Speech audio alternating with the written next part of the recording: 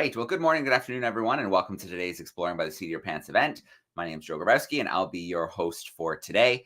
We've got an amazing event to kick off our February. We are going to head live into the field, which, of course, is one of our favorite things to be able to do to see what kinds of things we can bring live into classrooms and, of course, give students a chance to ask some questions. So we're heading to Western Uganda with big cat biologist Alex Broskowski and the Volcanoes Safari's lion monitoring team. So they've been filming African lions and other wildlife over the last couple of weeks, and we're going to get a chance to meet some of the team, check out some of their equipment, see a little bit of picture and video, and then, of course, maybe we'll just get a glimpse of some of those lions themselves.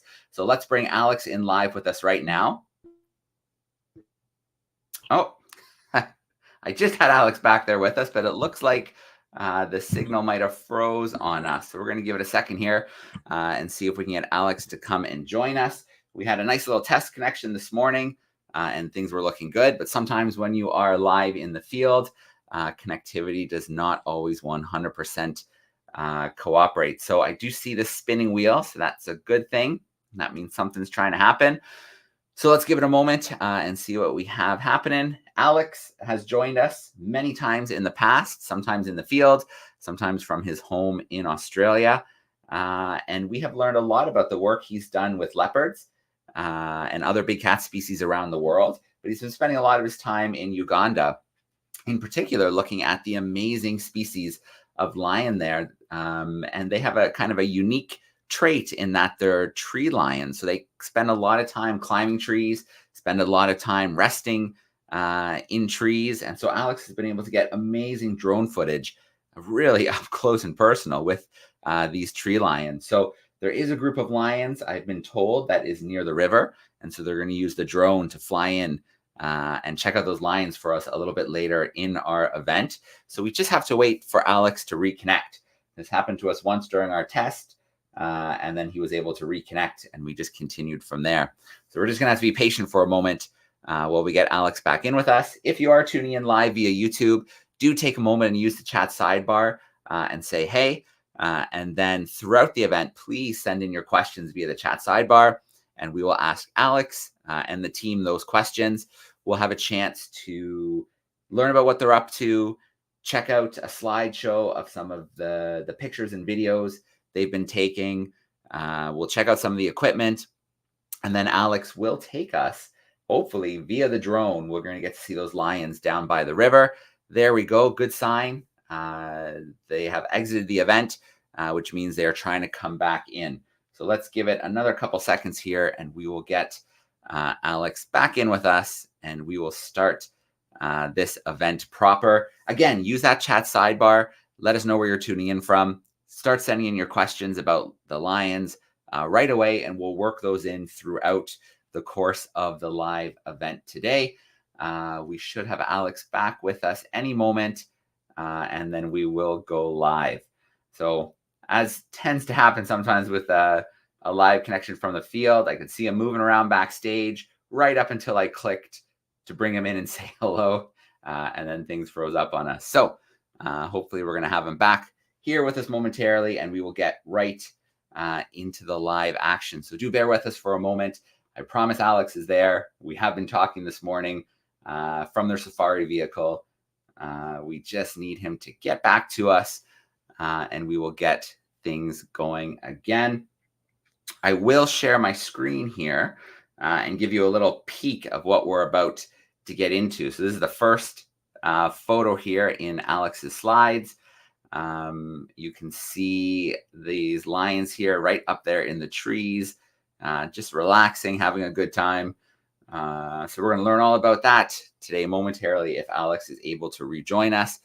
If for some reason the connectivity is completely gone, he should be able to let me know via WhatsApp, but he hasn't said anything yet. So that's a positive sign that they're just trying to reconnect, or they could potentially be just readjusting the position of the safari vehicle to try and take advantage of that connectivity. So believe it or not, they're connecting to us via 4G today, I believe, in the field. So it's amazing where they're starting to put up those cell towers and where we're starting to be able to reach and stretch our ability to get good connectivity.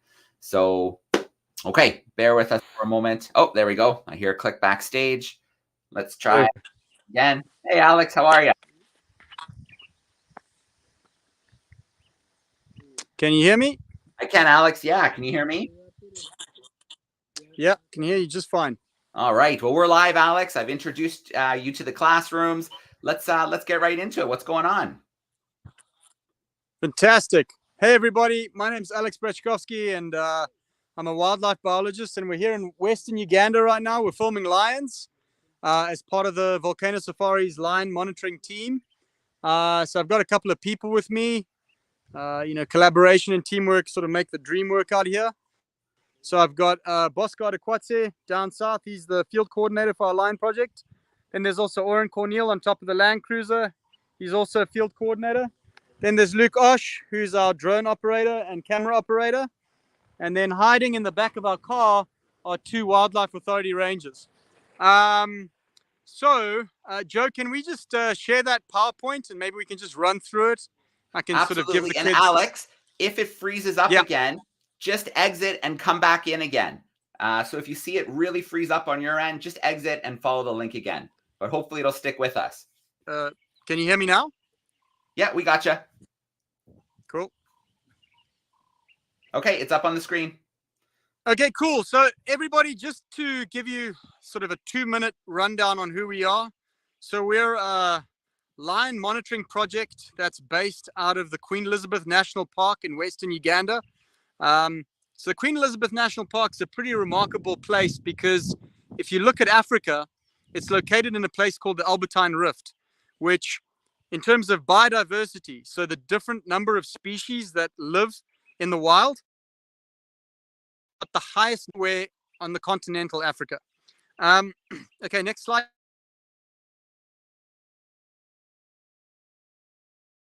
Slide. Can you hear me? I still have 3 bars, 4G. Nothing is. Yeah, it's on the second Who We Are slide, Alex. Okay, cool. So I think I've introduced the team, like a few of the members, but overall we've got about 15 different team members from the local Chambura community, and basically every single day we have a series of and monitor the national park's lions. Joe, can you hear me? Yep, you're still with us, Alex. Joe, can you hear me? Yeah, we got you, Alex. You're still good.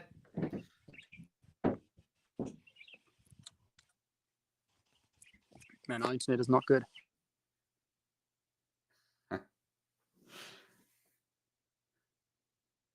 All right, so we're working our way through. We could still hear him, but I think he got nervous that we couldn't hear him anymore. So I think he's going to rejoin the call, and we'll continue on. Oh, there he is. Joe, can you hear me? We've still got you, Alex. You're still coming in clear.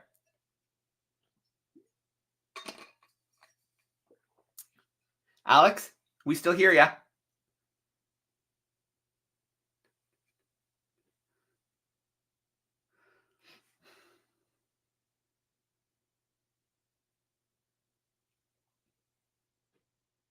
Yeah, Alex, if you're able to hear us, you're still moving. You're still there for us. I think maybe our sound might just not be coming through.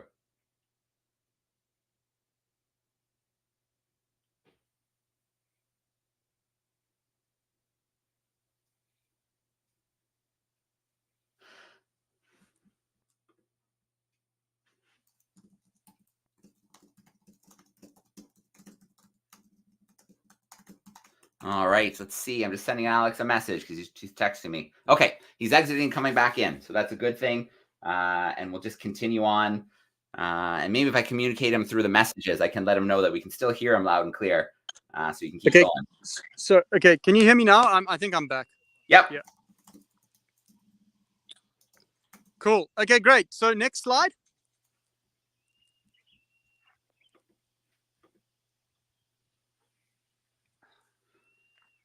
Cool. So basically what our work really focuses on is, if you look at a lot of the conservation work that's currently happening in Africa, one of the biggest problems that a lot of organizations are failing to deliver on and that don't really have information on is how many of sort of the biggest, baddest, wildest creatures are actually out in the bush. So things like African elephants, African lions, leopards, spotted hyenas. The fundamental question is how many of these animals exist and how do their populations perform over time?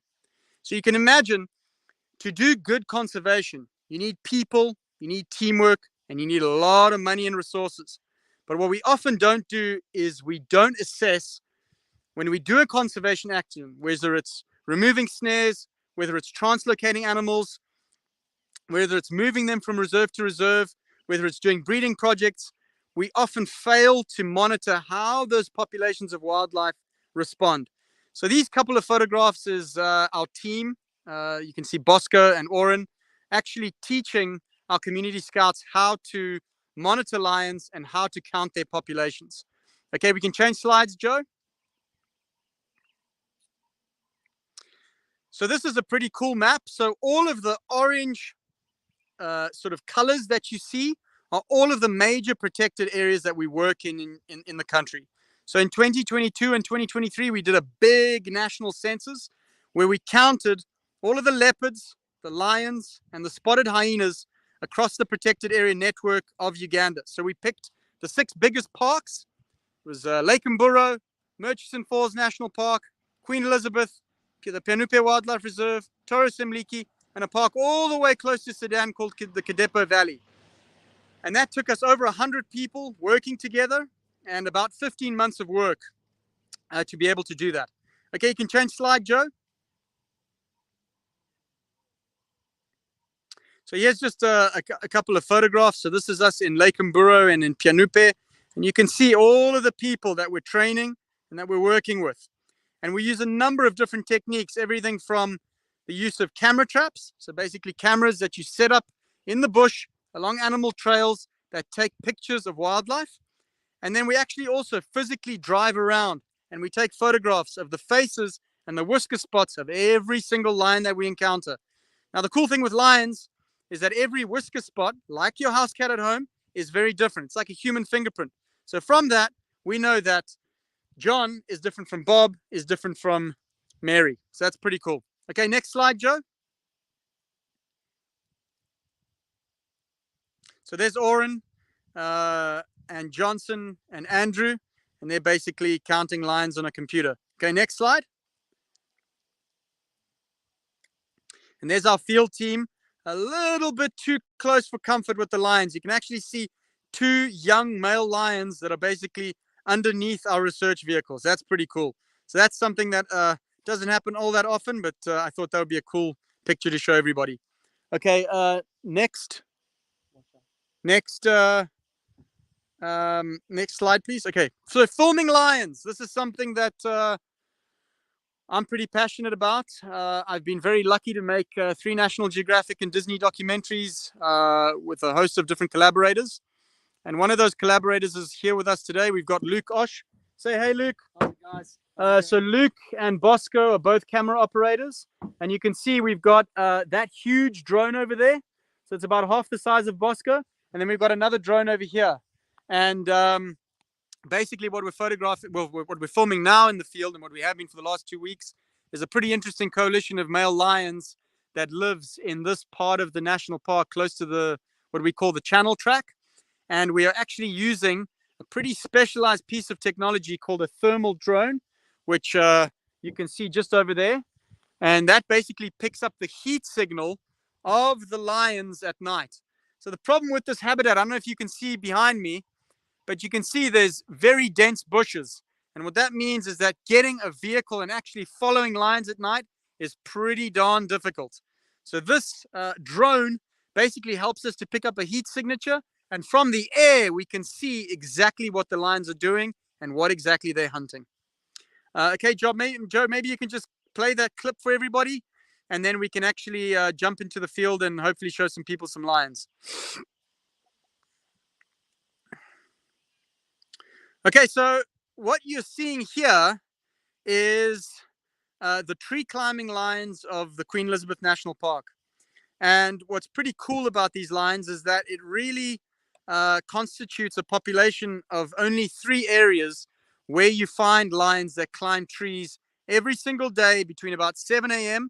and 6 p.m. And they pretty much do it every day. And almost every single individual in the population does it. So you can see there's a big male lion called Michael. This is from a few years back when he was climbing a big sycamore fig tree. There's a couple of young lions that Luke filmed. And here is a sequence that I filmed of a cub that's probably about 7 weeks old, learning to climb for the first time. And what typically happens, as with a lot of other animal behavior, this is passed down from mother to cub, and it's usually the aunts, the sisters, and the nieces that are passing this down to the cubs. So this is a pretty cool shot. You can see this little guy's coming down like Spider-Man. He's kind of reversing. It's a pretty cool shot. And this little sequence is what Luke shot, basically showing the young cubs climbing these big cactus-like euphorbia trees. Pretty special stuff. Okay, great, Joe. So I guess what we'll do now is I guess we could take a couple of questions for maybe 4 minutes, and then I'll just introduce everybody to the team, and then Luke is actually going to fly up to one of the male lions on the river edge, and we're actually going to show what our drone is seeing. So if anybody wants to ask questions, go ahead. All right, that sounds great, Alex. So the classes, I can see we have lots of classes tuning in right now. Send in your questions via the chat. We've got a few here to start. And the first one here, Alex, is, well, we saw how close the lions got to the vehicle. Is that dangerous when they get that close? What do you guys do when they're that close? Yeah, so it's important to know that when you are in a vehicle and when you're sitting, it's important to just sit in a vehicle, because then the lions kind of see the people in the car as one entity. So they see the vehicle and they see the people.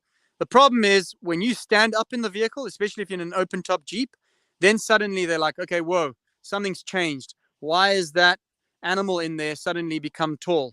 So if that makes sense. So there's just kind of general rules like that. And then obviously also generally don't walk on foot at night. Always have rangers like we have with us. There's Bows right there. Richard's in the car at the moment. So we've got great security. Those are the kind of rules that we follow. Yeah. And then another question here from a classroom. When you said you've been there, multiple times. When you first came, were the lions more shy? Did they avoid you more? So, the thing that, the lions often will be kind of shy off initially is some of the sort of specialized techniques that we use. If we're going to use drones and things like that, they might be shy initially, but then it's sort of habituating them. And it obviously always depends on sort of where you're filming the animals. So it's not just lions, but it can be anything from elephants to bears to hyenas. It really depends on whether the animals that you're filming are exposed to vehicles and tourists. So if you're in the middle of the Serengeti, then often, those animals will be very habituated and you won't have any problem. But if you go into, say, the honeymoon track of Murchison Falls National Park, you'll see that the lions will probably run away from a vehicle. So it all depends on where you are in Africa or Asia and what you're filming. Okay. Just another question here coming in via the chat, and just a quick reminder to the classrooms to keep those questions coming in the chat, and we'll keep working them in. The lions in this particular area, do they have conflict with humans? Very good question. So who asked that question? This is a class in Toronto. Thank Toronto, you. Ontario. Fantastic, Toronto students. Amazing question. So the park that we are in now is particularly prone to what we call human-wildlife conflict or human-lion conflict. And the main reason is because there's about 60,000 people that are living inside the national park. So you can see here, Oren Bosco, that's half pretty much of their job, is sort of every couple of weeks, they will be going out into communities, chasing lions out of the villages, working with other NGOs like UCF and WCS, and basically just trying to stop lions from eating cows, basically, ensuring that people and lions are not, conflicting. So in a park like this, it's very real. In other places, it's not so real. It all depends on, how much fencing you have, how many rangers you have, how many response teams you have. I'd say this park is particularly bad, one of the worst in Africa for conflict. Okay. And then another question here from a group in Illinois wondering, what are the lions eating? What are they hunting? Okay, I don't know, Bosco, Oren, do you guys want to tell us what the lions are eating? Well, it really depends on the group size of the lions, doesn't it? But in this area, these lions that we're following, what are they mainly eating? Mainly pigs. So these two males that we're following are sort of what we call suid or pig specialists. So wild boars and warthogs. And what's pretty interesting is, with things like warthogs, what the lions will do is they'll walk from bush to bush, they'll sniff, and then they'll basically identify a warthog burrow where the warthogs are sleeping or where they're taking refuge. They'll smell, they'll hear, and if they see and they sense that there's movement down there, they'll start to dig. And they'll dig and they'll dig and they'll dig. And sometimes they'll dig themselves all the way in there. It can take them 10 minutes, 15 minutes. Sometimes it can take them 5 hours. But eventually they'll pull the warthogs out and they'll kill them. So that's what these lions in this area are eating. All right. I've got some grade 3-4s in Ottawa here in Canada, and they have a couple of fun questions. The first one, Hannah wants to know, are there different types of lions? Are they all one species or are there subspecies? Yeah, so the genetic evidence right now suggests that the West African lions are a sort of a distinct thing. And then the East and sort of Southern African lineages are quite similar. Then you obviously also get the Asiatic lion, which has been sort of isolated and it's completely its own sort of bloodline. And that lives in India. So there are some regional differences at the genetic level between different lions. But obviously it's not as dramatic as something like leopards, where you have, I think it's 7 subspecies.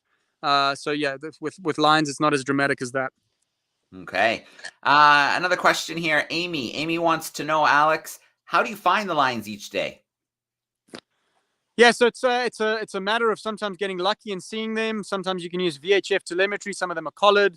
And then sometimes we just we have the aerial gear to be able to help us find them. With the drones at night, we wait for a heat signature and then we basically can find them like that. A lot of the time lions are pretty lazy animals. They can sleep up to about 21 hours a day. That's what Craig Packer found in the Serengeti. So I mean, like yesterday night, we basically followed these 2 male lions, and they were, they slept for about 7 hours. I think they slept for longer than we did. All right. Well, Alex, why don't we take a pause from questions? Let's see some of the gear or talk to some of the team. Fantastic. Okay, Luke is on the Mavic 3, and he is going to fly to one of our lions. So there's the drone. There it goes up. And there it goes. And basically the lion that we're going to be following is about 180 meters down on the side of what we call the Kazinga Channel. So Luke's just flying the drone there. He's going to get the drone as close to our subject as possible. And then he is going to basically land it a few meters away, and then we'll be able to see. So this guy is very relaxed. We have a zoom function on our camera, so we don't have to get too close. And do you see him? Yeah. Okay, so Luke's just getting a bit closer. So Alex, you're saying you're going to land the drone, and the lion just isn't that interested? No. So we have we're roughly about 50 meters away from him. Okay. But the drone is equipped with a 7 times 170 millimeter camera. Gotcha. So we can be roughly anything from 25 to 50 meters away from him and still have a really good picture of him, if that makes sense. Yeah, no, absolutely. He's showing us his back at the moment. He's showing us his back at the moment, but Luke's going to climb up. I'm just going to... Sorry. Okay, here we go. I don't know if everybody can see, but basically that's him. Can you see, Joe?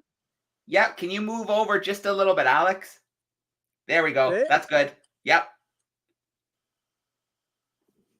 So you can see sleeping. If I go wide, you can see where he is. So there he is. Give me a second. Wow, that's quite a zoom. He's right there by the water. He's right there by the water. So him and his brother were drinking last night. Isn't that his brother next to him there? Just to the right? No. Yeah, so you can see there he is. He's just sleeping. Let me see if I can get another shot on the other side.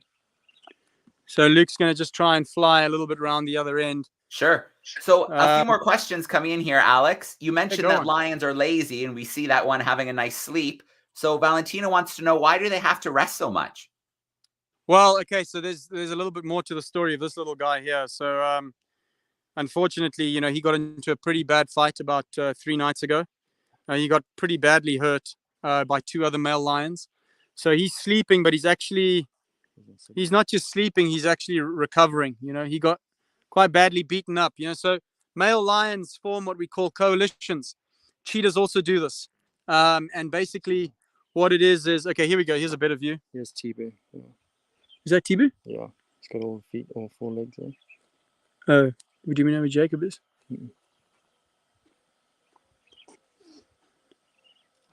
Can they see? Yeah. Can you see, Joe? Yeah. Can you just move it, your camera down? Yeah, there we go. That's better. Yeah. You can see the tail wagging, or just moving a little good bit. Sleep. Good little nap. There we go. Yeah. There we go. There we go. A little stretch. Yeah, so these guys got into a fight about 2 days ago, and so now they're kind of recovering. Yeah, it's a hard life, Joe. A few months ago, I wrote an article for Scientific American called "The Fast, Brutal Life of an African Male Lion," and in there we talk about how difficult it is, pretty much from the moment that you're born, to be a male lion, because you're just constantly fighting for your life. Yeah. So a question for our drone operator. Obviously, you're very skilled with the drone. How long have you been flying drones to film wildlife? Oh, I would say about 5-6 years. Yeah. And do you as you were learning, and maybe even now with weather conditions, do you ever crash the drone or have to recover it? Yes, I think there's a saying that goes, "You're not a drone pilot until you crash one." So we've unfortunately crashed a few, but we learn from our mistakes, and we make sure we don't do those kind of things. So, but it does happen, especially when at night, when the sensors of the drone doesn't necessarily pick up the environment as well as it does in the day. So there's a lot on the line. So I don't know if you guys can see. Can you see that, Joe? Yep. Okay, so that's what we call a Mavic M300, and it's a industry standard sort of. It's a thermal drone that's used for the most part to census power plants, power lines, and it does a lot of industrial mapping. But basically, the reason that I mention it, we're obviously using it to detect lines at night. But you're talking about a $30,000 piece of equipment there with the payload. So in some circumstances, it doesn't matter if you crash a drone that might cost you $2 or $3 grand, but it's a different level when you have something on the line that's in the tens or 20s or 30s of thousands of dollars. And Alex, when they're flying the 2 different drones, is there much of a difference between flying the bigger, heavier one? Is it more complicated? Here comes Luke. Here comes Luke with the drone. Here he comes. He's going to land it. Yeah.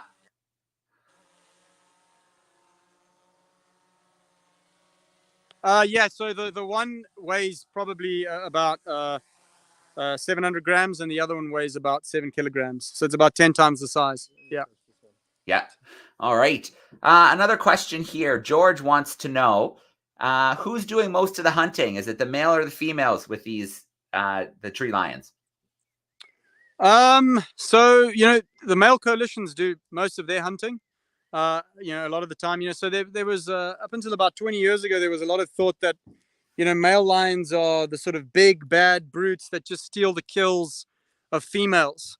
But there's some really good research in the Kruger National Park by a guy called Paul Funston, who found that about 70% of all male lion kills are actually made by the males themselves. And not only is it important for the males to sometimes make a lot of their own kills, but the presence of a male lion when it comes to hunting very big animals like elephants and buffalo is often the sort of difference between them being able to bring down a really big animal. A big male lion can help a lot of the time. Yeah. So Brooke is curious about your team working with the lions. So I know you probably maybe in the past have had to tranquilize them, maybe work with putting collars on and things like that. Has anybody from the team ever had a negative encounter with a lion in one of those situations? Has anybody had a negative encounter with a lion here? Well, Not yet. Not yet. hopefully never. No, hopefully never. No, we the drug cocktails that are often used in collaring operations are pretty robust. There's usually the industry standard is called Zolitol. It's zolazepam and a dissociative anesthetic, which basically has a high safety margin for the animal, but then obviously also has a pretty high safety margin for the operators, the vets, in terms of the animal actually staying down for enough time for the people to actually work on it. Well, we had a lion wake up in the tree once. We have had lions wake up in the trees multiple times because you work on them for too long. So that's happened about 2 or 3 times with our team. Yeah. Alex, can you show us the vehicle? Tell us a little bit about the vehicle you take into the field. Yeah, sure. So we've got 2 vehicles. So we got this one over here, which is a Land Cruiser. Is it a GX? GX balloon, they call it. Yeah, so it's an old 1994? 93 model. It's got the snorkel over there. It's got a tent that actually pops up. So you can, so Oren's going to just pop it up so you can basically stand in there and then basically see the lions out of the roof. So there it is. There's the roof going up. So there's also a filming door on the side. So that basically allows us to stick a camera out of the side of the vehicle. And then this is a sort of classical game drive. You just have multiple seats in the back. And we basically have to use 2 vehicles currently because so the flight time of our drones is about 30 minutes. And so you can imagine, 30 minutes cumulatively across 5 pairs of batteries is about 3 hours. It's about just short of 3 hours. So basically, when we're running low on batteries, the other team drives to the nearby village, charges, comes back, and then we sort of reload our batteries. We cycle through about 10 batteries if the line's actually moving. Gotcha. Very cool. And the vehicles look like they look tough. They look like they've been through some time in the field. Are they pretty reliable? Yeah, so this vehicle over here has participated in 6 different lion censuses across the country in 6 different protected areas. It's probably like the definition of the most robust vehicle in terms of lion work in Uganda. It's been rolled. It's been it's the engine's failed a few times. We've had a leaking differential. We've had hundreds of punctures, broken gearbox, but it works out to basically have one of these, keep punishing it, keep breaking it, and then just keep getting it fixed rather than buying a fancy $65,000 Land Cruiser. This thing was like $10,000 and we're still using it now. Yeah. Alex, how much time do we have? I know that it's getting later in the field for you, but so I don't want to keep you too long. No. We've got time. We're just waiting for the lions to get up.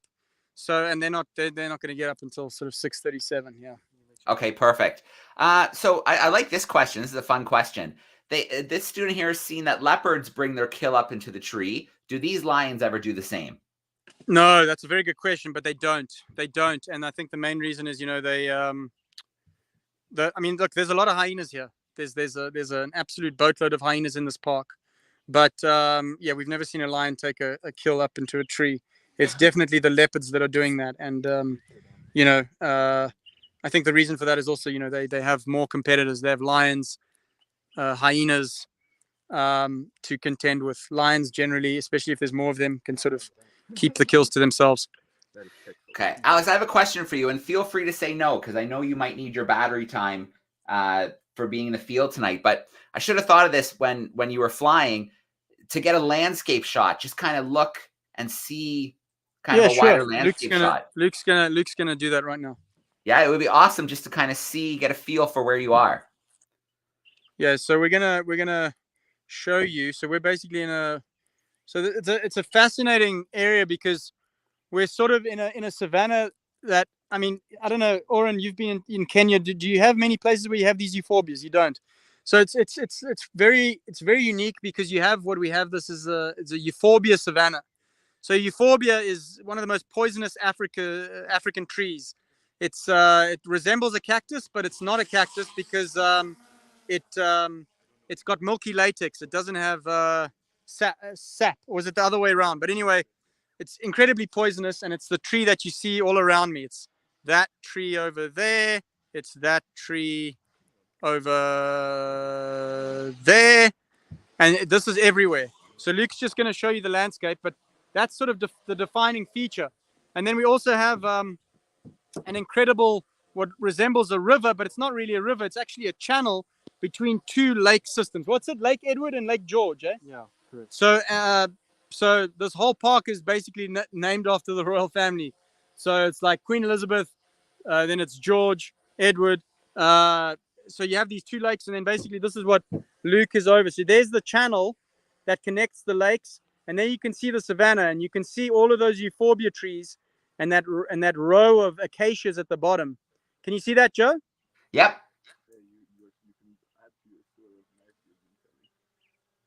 And there's a lot of hippos, a lot of crocodiles.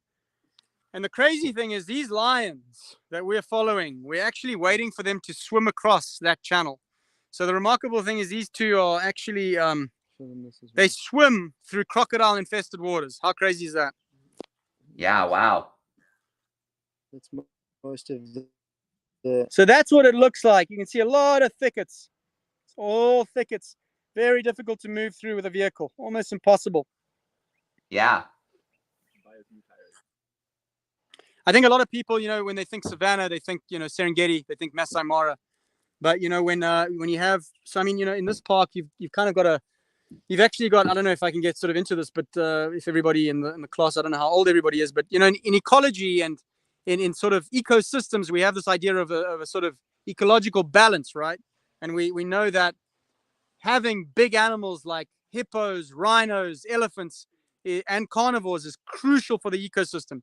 And what's actually happened in Queen Elizabeth is there was a massive decline of buffalo, hippo, and elephants over the last 50 years.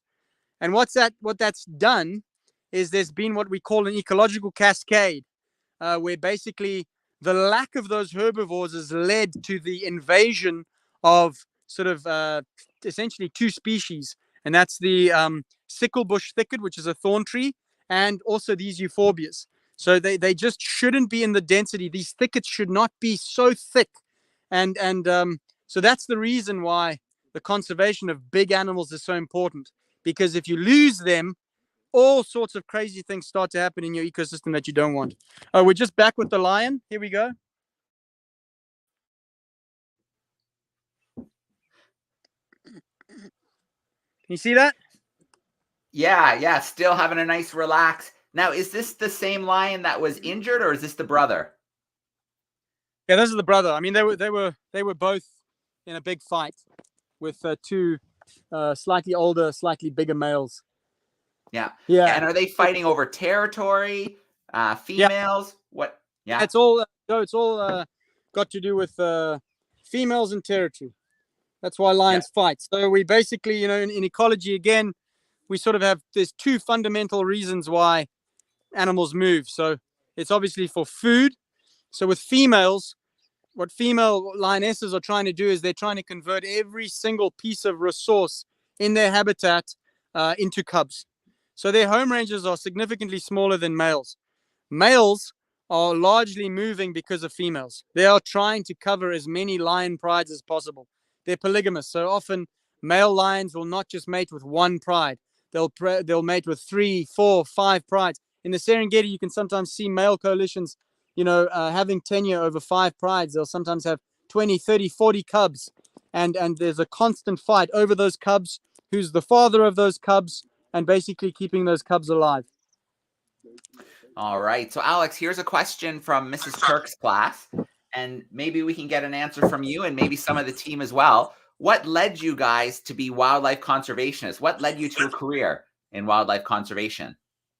Yeah, good question. I think I was always just kind of interested in animals, and yeah, I kind of started working at pet shops at the Joburg Zoo, and then later I kind of wanted to do research, and I wanted to do big cats. With Bosco, I don't know why. Why did you want to become a conservationist? Um, just maybe to save Uganda's protected areas because they are dying when I'm sick. Yeah, so Bosco said that he did it to save the last of Uganda's protected areas. Oren, why? To add my stone and helping. Yeah, so Oren just wants to help wildlife. Buzz, why did you get into wildlife conservation?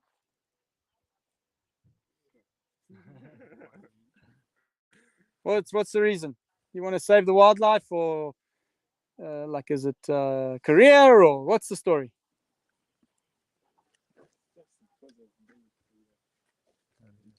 Career. Career. He wants to pursue a career in conservation. Luke, what's the reason that you're doing this? Well, I guess there's nothing more beautiful than capturing the natural world.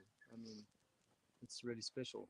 So Luke said there's nothing more beautiful than capturing the natural world, and it's really special. All right, very cool. Lots of good reasons there. Alex, what did you study to become did you study biology in school? What did you study? I wasn't clever enough. I didn't get accepted into zoology the first time, so I had to do a diploma in nature conservation, which is like a technical degree. And then from there, I managed to get into Oxford because I was doing like a lot of research extracurricular to my classes. So I did a diploma in wildlife conservation and another diploma in wildlife conservation. And then I did a master's in zoology. And then I did a PhD in conservation and natural resource management. So I studied for way too long. Yeah, don't study for 10 years. It's bad. Yeah, and Alex, your career's taken you around the world with big cats, not just lions.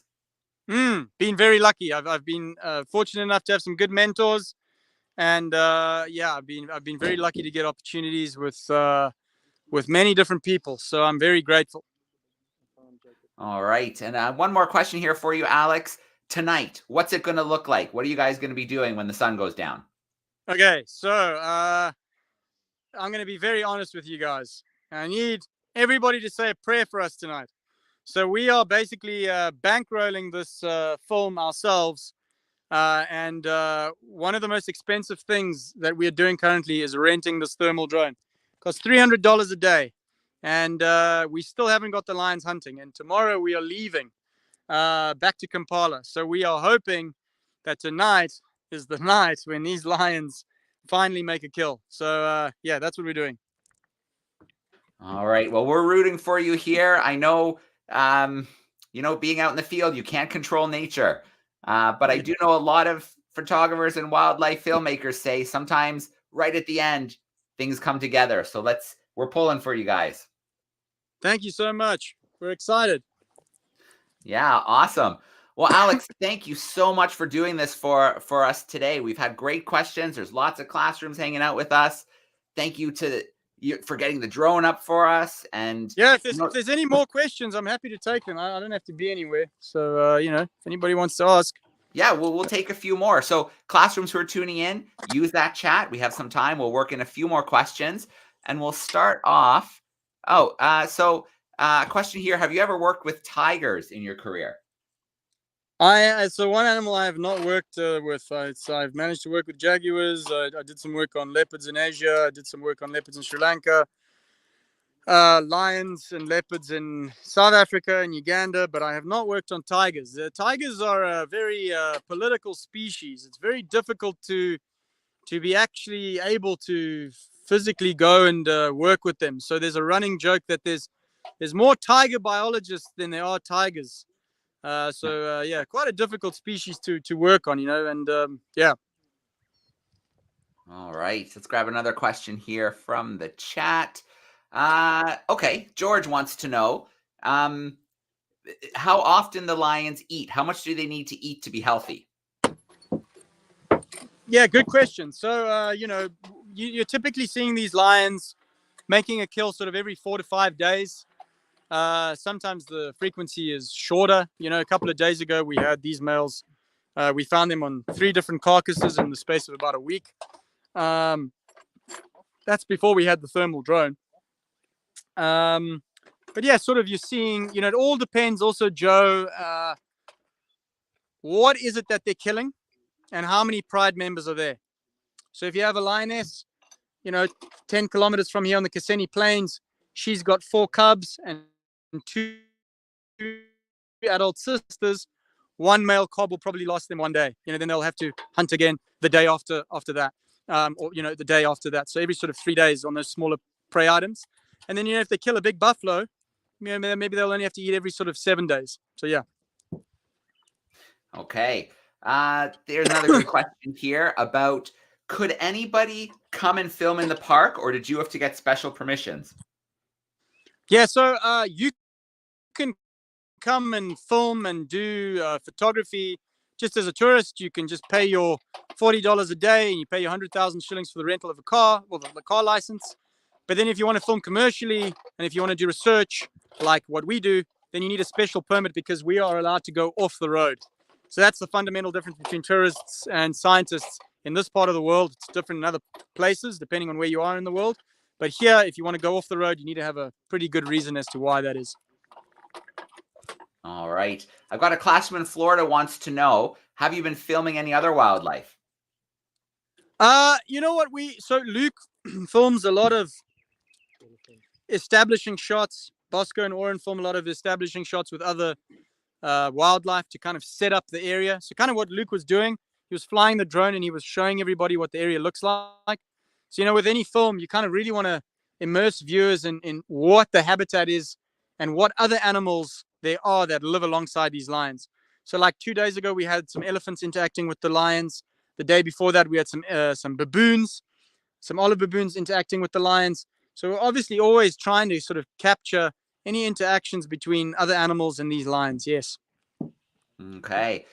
Specific question about the swimming. Do the lions do anything special to try and avoid the crocodiles? Guys, do they just cross at night? The evidence seems to suggest that these lions are moving across the channel at night. That's when they're crossing, and I don't know if that's something to do with the crocodiles, but that's another thing we're hoping to capture, because it's just so stunning. Like, what are the odds of a male lion going into a croc-infested channel and making it across the other side? Well, these guys have done it numerous times, so we're kind of guessing as to how they're doing it. All right, very cool. Lions. So they fight, and we know that those the 2 brothers that we saw were injured in a fight. But will they? They obviously, it sounds like everybody survived. Is that kind of how fights usually go, or do they get?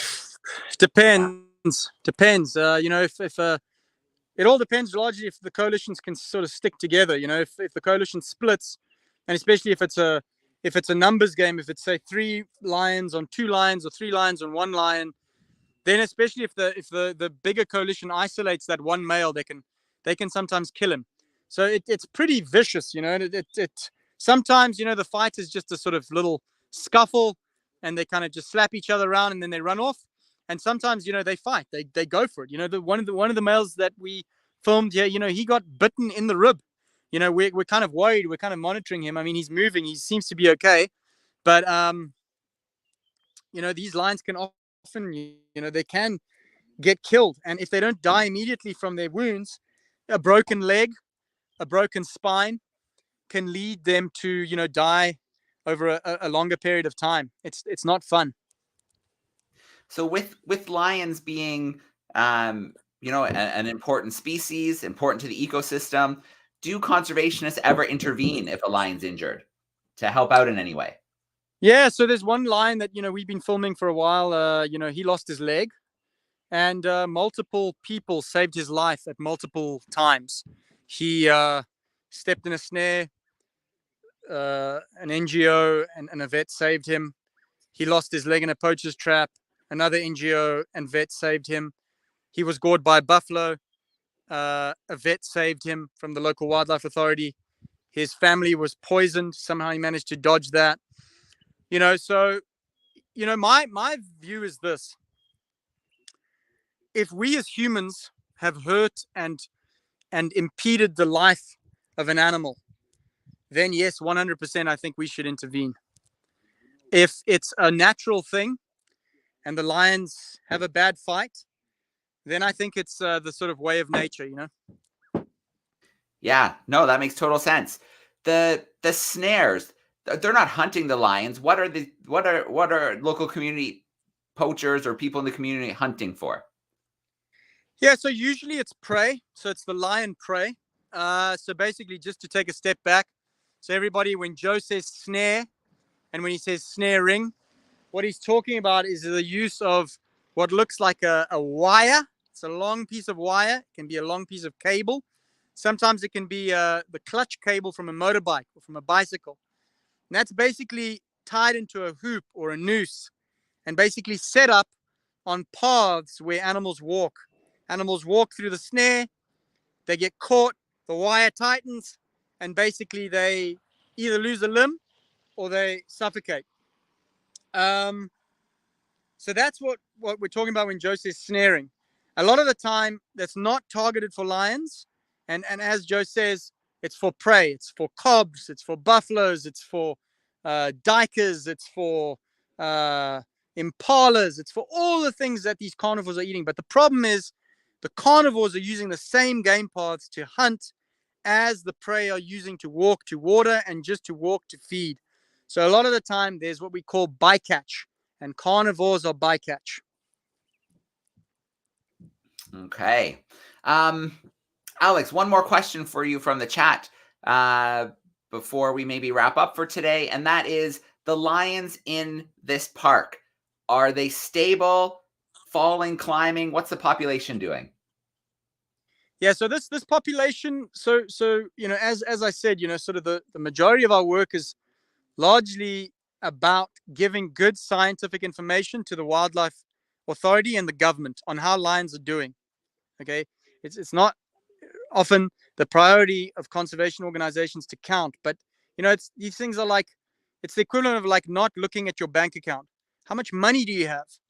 You know, and when I say money, you know, these lions are literal money for the wildlife parks in Uganda, because people come here and they pay a lot of dollars to see the lions. So it's important to see how their populations are doing. In this park in 2018, we counted 71 lions.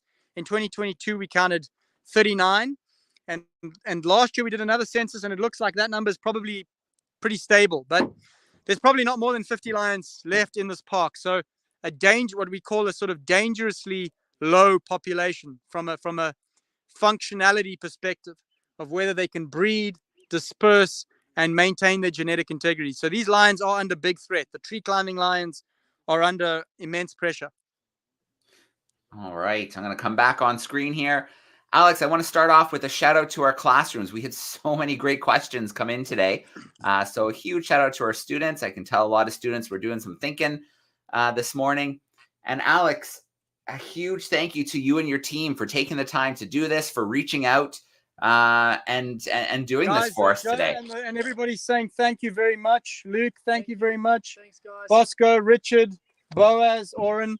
The guys are all saying thank you very much. It's our honor, it's our privilege to be able to kind of, you know, show the kids all over the world, you know, what you know, ultimately they're the ones that have to inherit the you know, the world we leave behind, right? So yeah, and good luck tonight, Alex. Let me know how it goes. Thank you so much. All right, thanks guys. See you guys. Cheers, bye.